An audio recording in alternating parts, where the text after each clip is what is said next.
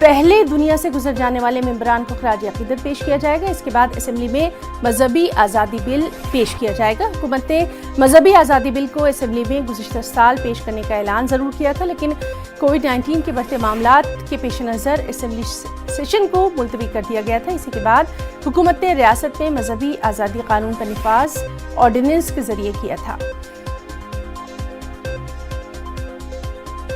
और चलिए सीधे रुख करेंगे हमारे नुमाइंदे मेहताब आलम का। मेहताब, आपसे जानना चाहेंगे, एमपी असेंबली का आज दूसरा दिन है और पूरी उम्मीद यही है कि एक जानिब जहां हुकूमत रियासत में मजहबी आज़ादी कानून उसका करेगी, साथ ही साथ जो अपोजिशन है वो भी हुकूमत को घेरने की पूरी तैयारियों में है।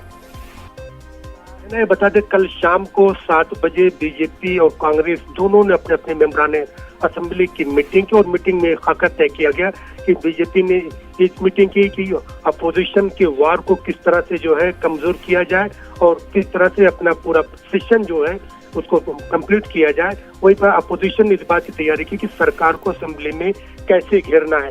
तो दोनों के अपने सख्त तेवर है और ये भी हो सकता है क्योंकि गवर्नर का कल जिस तरह से खिताब हुआ, आज उस पर धन्यवाद लोग अपना पेश करेंगे, उस पर अपनी राय का इजहार करेंगे। इसी साथ चाहे पहले लोग मरहूमिन जो है मेंबरान असेंबली को जो खराज अकीदत पेश की जाएगी।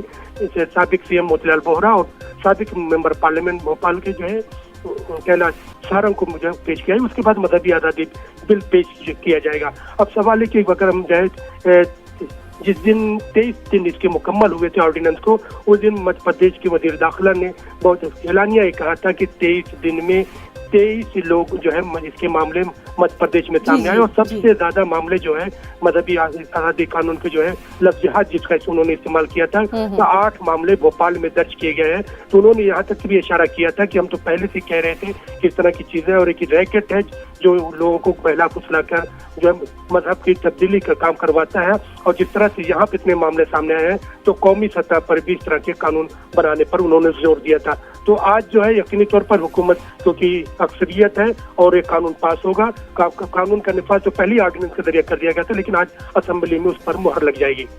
जी मेहताब, बहुत बहुत शुक्रिया और तमाम तर हालात पे नजर बनी रहेगी।